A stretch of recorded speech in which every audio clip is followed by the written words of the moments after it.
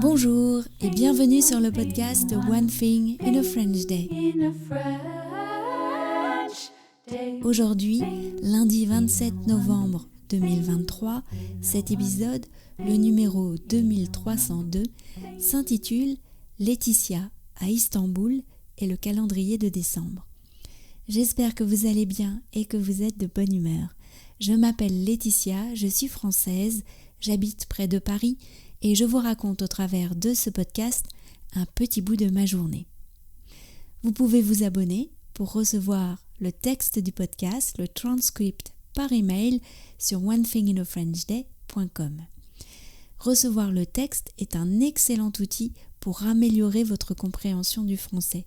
Tout simplement parce que vous recevez le texte tel que je l'ai écrit, vous pouvez avoir l'orthographe correcte des mots, voir comment sont découpées les phrases, voir comment sont conjugués ou accordés les verbes. Bref, il y a plein de choses à étudier dans ce simple outil qu'est le texte. Le texte seul est à 3 € par mois, mais vous pouvez aussi vous abonner à la version enrichie pour donner une autre dimension au texte que vous écoutez grâce à des choses que j'aime bien vous faire remarquer, comme des tournures de phrases utiles, ou bien du français naturel, vous donner quelques explications culturelles autour de ce que je dis. Et puis, il y a des photos quand c'est possible, bien sûr, pour donner une idée de là où je me trouvais, à quoi ça ressemble, etc. Tout cela sur le site du podcast onethinginafrenchday.com. Ah, et j'ai quelque chose de particulier à vous dire aujourd'hui, ce lundi 27 novembre, c'est que le podcast a 17 ans. Voilà, la première diffusion, c'était le 26 novembre 2006. Voilà. Bon, c'est un bel anniversaire et je suis très heureuse d'avoir toujours autant d'auditeurs qui participent au podcast et peut-être certains qui écoutent depuis de nombreuses années. N'hésitez pas à m'envoyer un message pour qu'on partage ensemble cet anniversaire. Laetitia à Istanbul et le calendrier de décembre. Je rajoute encore quelque chose avant de commencer, c'est un grand bravo à tous ceux qui ont répondu à la question à propos du verbe atteignons pour savoir quel était son infinitif et le temps auquel il était conjugué. Donc un grand bravo pour vos participations. Le verbe était à l'infinitif le verbe atteindre, A-D-T-E-I-N-D-R-E, à ne pas confondre avec le verbe attendre, et il était conjugué à l'imparfait. Je reprends. Bon, la nouvelle a l'air à peu près sûre maintenant. Je vais partir à Istanbul du 14 au 18 décembre. Est-ce que c'était prévu ? Eh bien, pas vraiment.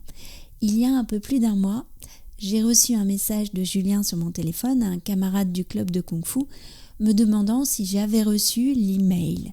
Je regarde mes mails et je trouve un courrier de la Fédération de Kung Fu me faisant part de ma sélection au premier championnat d'Europe de Kung Fu traditionnel. Un autre message arrive sur mon téléphone, cette fois d'Alistair. « Tu vas au championnat ?» Mon premier réflexe a été non, parce que le délai était court, les frais importants, et que c'était déjà une super blague que je me retrouve championne de France. Mais Josepha et Shiran, ma prof, ont fait pencher la balance. Shiran pense que c'est une superbe expérience et que c'est une chance qu'il n'y ait pas de sélection. Et puis Josepha avait l'intention d'y aller, alors je me suis dit pourquoi pas. Entre-temps, il y a eu des rebondissements. On a cru que tout allait être annulé. Et puis la semaine dernière, j'ai bien dit la semaine dernière, tout a été confirmé. Je me suis officiellement inscrite. Je suis même allée voir une médecin du sport à l'hôpital de l'Hôtel-Dieu, en face de Notre-Dame, pour faire un ECG et un certificat. Si vous revenez avec une médaille, je veux une photo, m'a dit la docteure. Entre-temps, nos entraînements se sont intensifiés. Dans mon cas, j'ai de la chance, car mon enchaînement main nue est trop long pour le temps réglementaire de la compétition d'Istanbul, qui est de 1 minute et 20 secondes maximum. La prof l'a coupé en 2. Mais je dois quand même accélérer. Reprendre le sabre alors que je travaille l'épée depuis juillet n'a pas été simple non plus. Cependant, je vais avoir l'occasion de mettre tout ça en pratique avant Istanbul, car ce samedi a lieu une compétition nationale à Paris. Cette semaine, c'est aussi le lancement du calendrier de décembre. Celui de l'année dernière était musical, celui de cette année sera différent. Il rejoint les épisodes que nous avons préparés avec Anne-Laure, sous la pluie. Je fais durer encore le suspense, mais ce calendrier est gratuit. Il prend la forme d'un email envoyé chaque jour du 1er au 24 décembre. Pour le recevoir, il suffit de mettre votre adresse email sur la page d'accueil du site onethinginafrenchday.com. One Thing in a French Day, c'est fini pour aujourd'hui. Je vous retrouve dès mercredi pour un nouvel épisode du podcast. À bientôt, au revoir. One thing in a